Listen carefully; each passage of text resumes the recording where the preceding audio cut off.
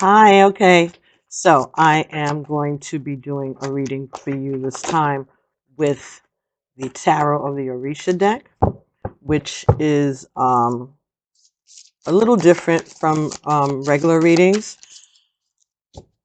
But I was thinking about doing this when I first thought about doing your reading, and I said, "Oh no, I'll just do it the way that I normally do." But I guess that's why I have to do it again, because I should have done it the way I was supposed to do it the first time. So let's see what the messages are from the Orisha. Now, if you're not familiar with the Orisha are the Orisha are part of the Yoruba tradition, and the Orisha are Alegba and Oya, Oshun, Ogun, Ochosi, Obatala, Yemiya, Oloku. So those are at Orisha, or deities, let's say, um, in the Yoruba tradition. And these messages are more about your life path. So, first card's going to say what is the blessing, and the second card is going to tell us about what it is that you need to be careful of, and the third card is going to tell us what the universe is bringing to the situation, and the last card is your own free will. So, in regards to your love life, whether or not you are going to have a family, let's see, are you going to get married, be able to find someone that you're going to love? Let's see what the messages would be from the oracle, the Patakis of the Orisha. Alrighty, so first card is Two of Cups. Two of Cups is about love. In the regular tarot, this is about a soulmate, all right, a soul connection. The second card here is Three of Coins, Three of Discs, which is like the Three of Coins. So this is some type of a betrayal, maybe. Or it could be someone working with you, or you going to ask for someone else's help. This is giving respect to your elders or to your mentors. The next card that we have here is the Ace of Cups. I'm sorry, the Ace of Coins. This is stability and a new beginning. So, this is what the universe wants to bring you.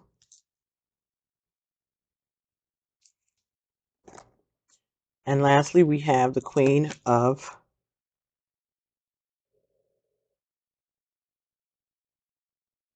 Cups. Queen of Cups. So, someone with lots of love. So, you're choosing to be loving. You're choosing to be creative. You're choosing to tap into your intuition and your relationship with the divine, with God, with spirit. So, let's see what this Two of Cups means in the Pataki of the Orisha, the Tarot of the Orisha.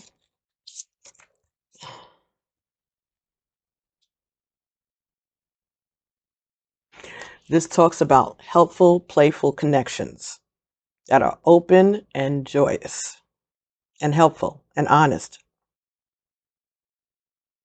In this card, they're showing a devotee making an offering. He's kneeling to be as close as he can to the offering, just like you would get close to a lover. If this devotee, the initiate, shakes this rattle and prays, the Orisha will draw closer to hear what their beloved needs. Practicing the Orisha tradition is often tremendously inconvenient. It requires elements that are uncommon in the diaspora, many of which might not be easy to get outside of West Africa or tropical climates. Part of the act of a devotion is the effort it takes to find the right fruit or prepare the specific meal or whatever it is for the offering. In this card, the person has made a lamp out of a specific type of squash. These days, the lamps have been largely replaced by candles, which are a European introduction to the religion. So back in the day, they would use squashes, gourds, to make these lamps, and nowadays we use candles. So this represents Shango, which is lightning, fast movement. The rattle is used to call the Orisha, and this offering is the person's devotion and the need that they're putting forth. So they are opening up to Spirit, letting Spirit know that they have a need, and they're asking for their attention, and they're communicating with the Orisha.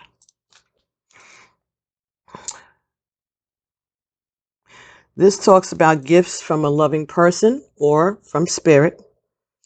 Talks about a long-lasting relationship, asking for what you need, and getting a reward for past good deeds. This talks about taking time to speak to the Orisha, speak to your ancestors on a regular basis. This talks about doing things in a traditional way. And this is about asking Spirit what it is that they want. So ask your Orisha or ask your ancestors what it is that they want. Okay, they could want water, they could want light, they could want an offering of food, they could want you to wear a certain color, they could want you to play certain music, different things.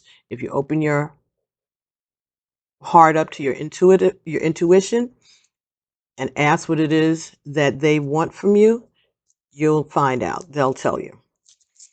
All right, so the next position here, 3 of discs, which is just like the 3 of pentacles, 3 of coins.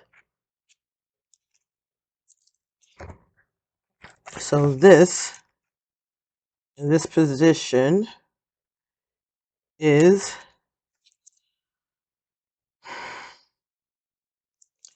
where the problem is. Ire. Sobo, rather, right? This is that the success is actually in your own hands.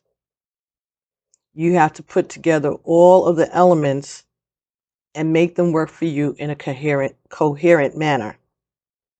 If you don't do this, then you won't obtain what you need.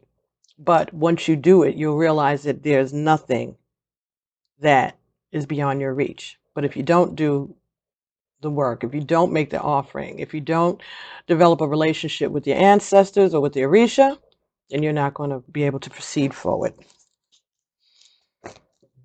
This calls for a lot of humility because, as we said, a lot of the ingredients or the offerings that are needed may not be readily available.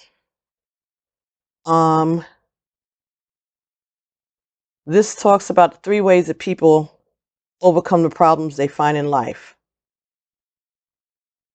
which tell them what or what not to do. This talks about making offerings and ceremonies and being of good character, being respectful. All right. Younger people must listen to the elders and also respect their Orisha and put aside your ego in order to learn and to grow. And elders have a responsibility to honor the trust that has been put in them and not allow power to interfere with helping others that they have taken the responsibility for. So if you're going to be a mentor, you have to be an honest broker. And if you're going to be an initiate or you're going to be studying under someone, then you need to be respectful of them and the traditions. It's important to look at what should be done, what shouldn't be done, and what behaviors have to be modified in order to get the desired results. And all three of those things need to be discussed. A lot of us resent being told what to do or not to do. This card talks about however high your resistance is how long or how hard it's going to take you to achieve your desired results. This talks about indulging in behaviors that undermine your own goals. This talks about someone who thinks higher themselves than they actually are. This is about someone that does a lot of talking but doesn't do a lot of the work, all right? So talking loud and saying nothing.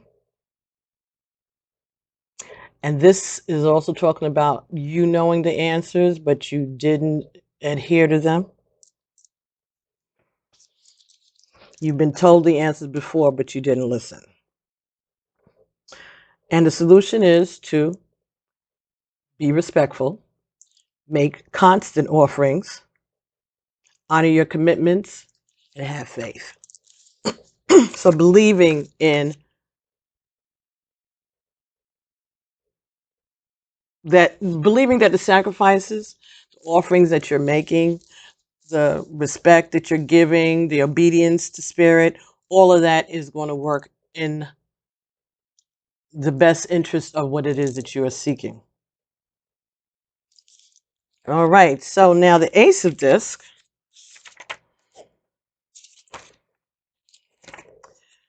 which is this one. This talks about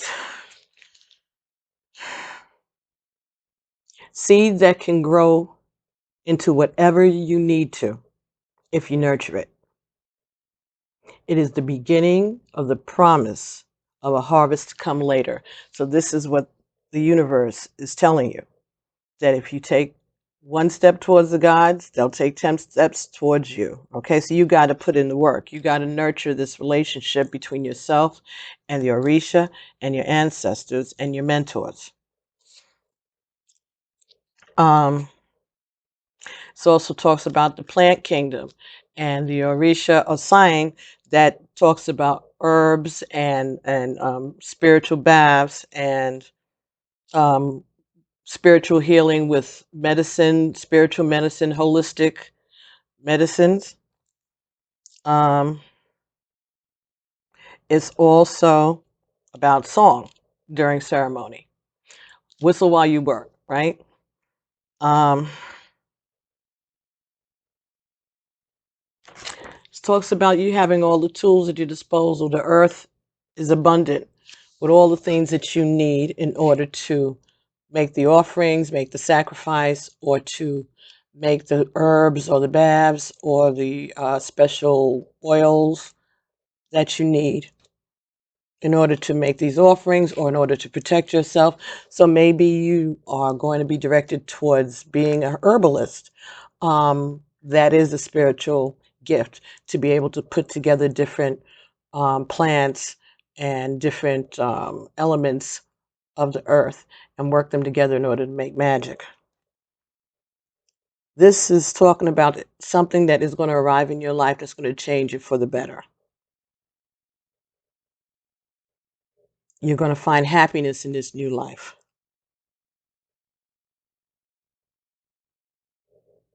This talks about coming out of jealousy and troubled times, taking spiritual baths, cleansing yourself, and making sure to learn how to use the divination tools of the Yoruba people or tarot cards or whatever it is that you need to learn how to use in order to divine so that you can do readings for yourself. All right. This is an opportunity for a new job. This also talks about somebody that's not aware of the fact that a lot of people may be jealous of you.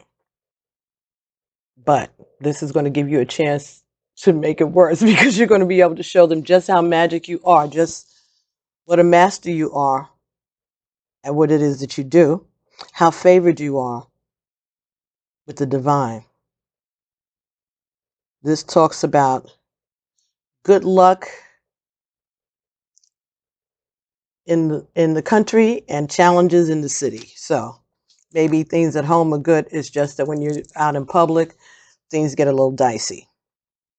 So the advice with that card is to pay attention to the work, do your studies, pay attention to the birds, go out in nature to get guidance, and to take spiritual baths or clean yourself with herbs. So the universe is going to send you a teacher or put you in a position where you can get a mentor who's going to help you learn how to use these tools. Maybe you'll be someone that makes love baths and things like that. But you're going to get more into that, and then you're going to be able to get what it is that you want, and at the same time learn how to be respectful of the Orisha and of this type of spiritual path. And lastly, we have the Queen of Cups. Queen of Cups. So let's get this here. Queen of Cups. This is someone, still waters run deep. Okay, someone who is in deep thought and someone who is very creative. This talks about someone who may have a hard time expressing themselves, but when it comes to their creativity, they're very expressive.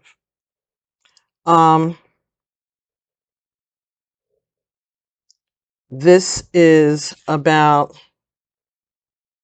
learning how to do things to adorn the Orisha, or to recognize the Orisha in your surroundings by making art or by making beadwork or other things. So again, this is consistent that you have to take time to learn about the Orisha tradition. You're being advised. You don't have to do anything. You're being advised to pay more attention to the Orisha tradition.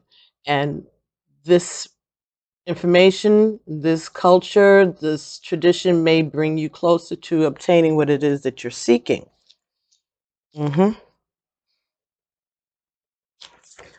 So this says, learning to use all of the elements of expression, hard work, and devotion in order to find your success. This talks about being patient and knowing that your patience will be rewarded regardless of whatever happens. This card in itself, just by it showing up, says that you will be rewarded for your work and your devotion. So, being creative is the solution to your problems. There is a communication challenge that may be going on for you. So maybe there's someone that you stopped speaking to. that you may need to do something creative in order to reach them. Maybe you need to send them a card or make a piece of art or sing a song or write a poem or something for them.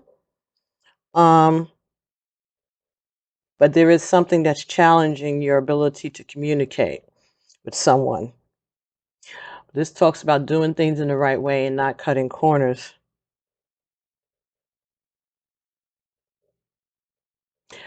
And remembering that other people don't know what it is that they want, so how can they criticize what it is that you do? This talks about speaking up. Nobody's trying to read your mind. They can't, and they shouldn't have to. Okay? It talks about making something for spirit with your hands. Do not imitate a tradition, and tooting your own horn. So being proud of yourself, right? If you're going to be in this, if you're going to look towards learning more about the Orisha tradition, then do it sincerely. Okay, you don't have to know everything, but make a sincere effort to put your efforts towards learning more and more about this tradition. So, the other part of this reading has to do with addition, which is not my strong suit, but hey, here we go. So, what you do is you add up all of the cards. So we got a 2 and a 3. For the 2 of cups, 3 of discs, so that's a 5. Ace of wands is a 1, so that's 6. And the queen of cups is 13. 1 and 3 is 4. So 4 and 6 equals 10. So this is about you. This is about you. And card number 1. So that's how you do. You add up all the different ones, and then you find out what they add up to, and then you find the card that signifies that in the major arcana. The Magician. That's this book is so cool. All of the cards are exactly the same way the cards are depicted exactly the same in the book. So the Magician. This talks about the ability to harness your power and direct it towards your desired outcome. So when we get the Magician, it talks about using divination tools like the shells. In the Yoruba tradition, the Kori shells are the divination tools that are allowed to use by people, except the Babalaos. They use something differently. Talks about infinity. All right. And it talks about staying focused on your destiny. You're on the right track, but you might need to get some direction. It also talks about the ability to be a master bullshitter who often fools himself just as much as they're fooling everyone else. So make sure that you keep your ego in check so that you won't get off balance, because then your reputation will be ruined and fall apart. Of course, the phone rings. If you're being humble and honest, then the universe will bring you everything that you're looking for. So this talks about using spirit, using magic to overcome your obstacles. You can do anything, but you don't always know what to do. Do not try to reinvent the wheel. So again, this talks about sticking to traditions. This is also important that you pay attention to your dreams, and especially if someone is speaking to you in the dream. So if you dream when you wake up, try to write down your dreams, and then even if they don't make any sense, later on, it will. Also talks about the secrets that you think that you're keeping could become tomorrow's headlines. So be careful about what you're holding on to. Talks about being honest, listening to the divinations, the messages that you're getting from readings, asking Alegba, which is the keeper of the crossroads in the Orisha tradition. Ask Alegba to guide you, and then listen to the guidance. So paying attention to your intuition. When you ask for help, pay attention to the help that is given. And this talks about being wise, being an example, being willing to help others. So I guess you're being guided to start to learn more about the Yoruba tradition, learn more about the Orisha, to find a mentor, someone who can guide you. All right, there are lots of books out there. People, and there are people who are around who are initiates or babalaos, people who have time in the religion that will be willing to help you out. Of course, you can ask me questions, pay attention to the channel, subscribe, whatever, because I'm going to start doing more of the Orisha readings. And I think that that is what you're being told to do. So in terms of your love life, you're being given the directions on how to go about fixing it, if that is what you desire, right? So it was meant, I guess, for you to get this Orisha reading, because I have spilled things, knocked things over, all kinds of stuff today. And then now I have to redo this reading for you. So it was meant to be. It really was. That's the way I'm going to look at it. Is it was meant to be. So from the daily guidance oracle cards, jumped right out. Trustworthy guidance. You received a wonderful idea as an answer to your prayers. This is real and trustworthy.